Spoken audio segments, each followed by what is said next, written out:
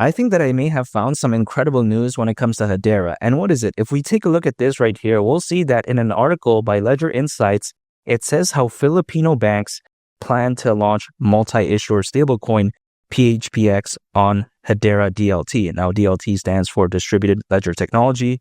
But even besides that point, I think this right here is a big deal. Philippines, it's a very amazing country. And you got to think about later this year, it says in this article, several Filipino banks are planning to launch a multi-bank peso stablecoin PHPX, which will initially operate on, again, the Hedera DLT network.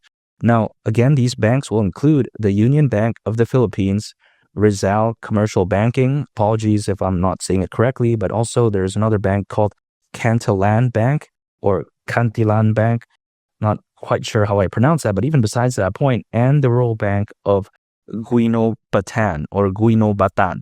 Not quite sure again. But even besides that point, this is massive right here. Now, have I necessarily heard about these banks before? No, but I'm pretty sure they're very massive in the Philippines. And if you think about it again, this is a big deal because if you take a look at further in this article, it says that Singapore startup Just Finance is the initiator, but the banks will have a significant role in the governance. So this is great because if you take a look at Singapore, it's a very crypto-friendly country. And Singapore in general is a very nice place.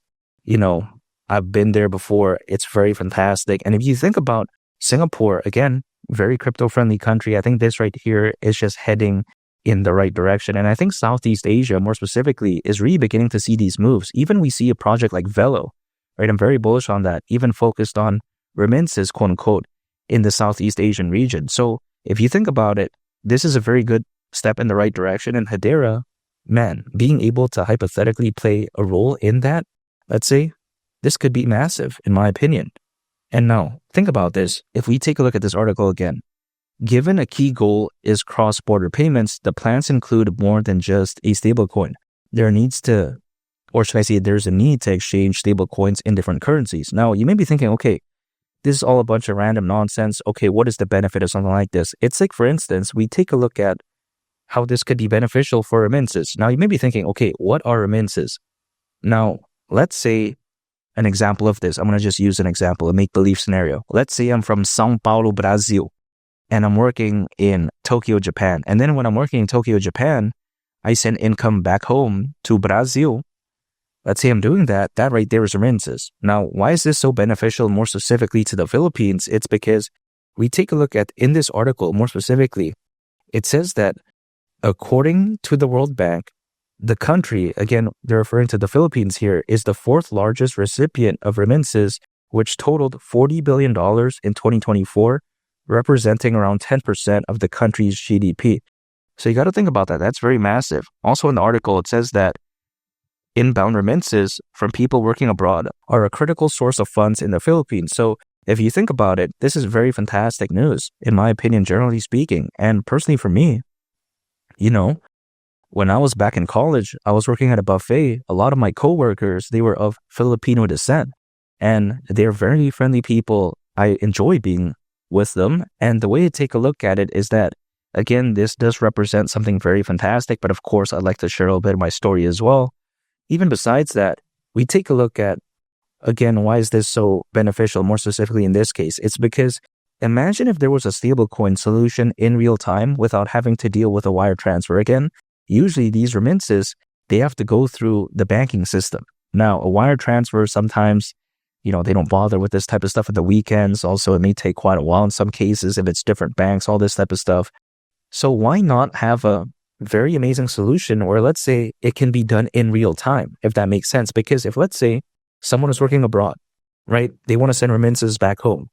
Let's say it may take 5 days or like a couple business days, whatever the case may be. Would it not be better if, let's say, it can be done instantly? Let's say they want to pay someone's tuition fees, they want to pay the bills, whatever the case may be. Imagine if it can be done like boom, like that Thanos style, right? Which is a snap of a finger, absolutely instant. Could you imagine how beneficial that would be? Especially, again, in this case, where remittances, they play a large role. Why not? I think that could be a big deal. And in my opinion, this really does showcase the evolution of what we see Hedera, because people oftentimes like to say, oh, Hedera is this caca thing. Well, no, it's not. It even has solutions for stablecoins. We even know this because even if I take a look at Hedera's use case, it clearly states it has solutions for stablecoins. So I do believe that Hedera is one of these amazing projects that is often overlooked, but I think often underappreciated as well. Now, think about why Hedera Hashgraph is really one of the best projects out there, because it's a directed acyclic graph. It's much better than traditional blockchain technology. And why is it better? Improved data storage, a lot more scalable. Also on top of that, usually things are a lot faster. So the way you take a look at it is that this is just the next evolution of what we see. Now, again, I'm not saying that blockchain technology is going to disappear off into the abyss, but I think Hedera is going to be one of these main players moving forward that people really consider as one of the mainstays.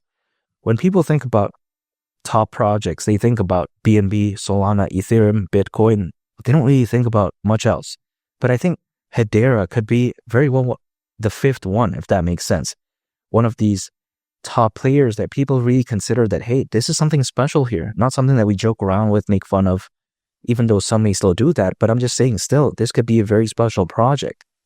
Now, again, why is HBAR the price of $3 still my price target for this born? Is because even though I've been absolutely right when it comes to HBAR ever since I started talking about it, so I can't say I made a bad call at all, actually, but even despite that, $3, I think it's not bad. Keep in mind, if it were to go to that price, considering current circulating supply, market cap would be around $115 billion. So yeah, it's not too bad, especially when we consider how Ethereum reached around $550 billion. Now, also take this into consideration, more specifically when it comes to this news. Why could this be so incredible for the future of Hedera? Because playing a large role maybe in the payments market could be in the cards for something like Hedera. Again, something that is a directed acyclic graph, because when people like to say, well, Ripple's amazing, Stellar's amazing, can you imagine with the fundamentals that Hedera has being a major player in the payment space, let's say, this could be a total game changer. Now, why is this fantastic? It's because the payments market as of right now is currently valued at over $2 trillion. So this could be massive. Again, Hedera is very diverse, has solutions for stablecoins, payments. This right here could be a big narrative. And especially when I consider how there's over 600 million crypto owners, according to Crypto.com research, more than ever before in history, I think HBAR could really be something special. I mean, I think the FOMO buying pressure and buying volume that we could see in 2025, especially as the bull run progresses, could be insane, but it's only a matter of time. And I think that news like this really does contribute to just how amazing HBAR is and just how fantastic Hedera is overall. HBAR has a good amount of holders listed in a bunch of major exchanges. Hedera has a very strong and passionate community. I think this right here is a very special project. And people like to say that, oh yeah, Solana's better, all this type of stuff. I just disagree with that. Solana is good, but it's not better than this, in my opinion. Unlike Solana, by the way, Hedera is not known for its unreliability. Solana had experienced 8 different network outages at one point in a time span of a year. That's not that great, even though it got fixed, but who knows? And keep in mind, Hedera's governing council includes the likes of Google, Boeing.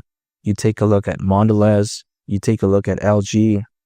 Really, the list is amazing. There's 39 members after all. We're taking a look at a very special project here, in my opinion, hypothetically speaking. And again, HBAR reaching the price of $3 during this bull run wouldn't surprise me whatsoever. And make sure to subscribe if you gain value from this video. I'd greatly appreciate it. It's Willie the Captain, and I'll catch y'all on the next one. Peace. Bye.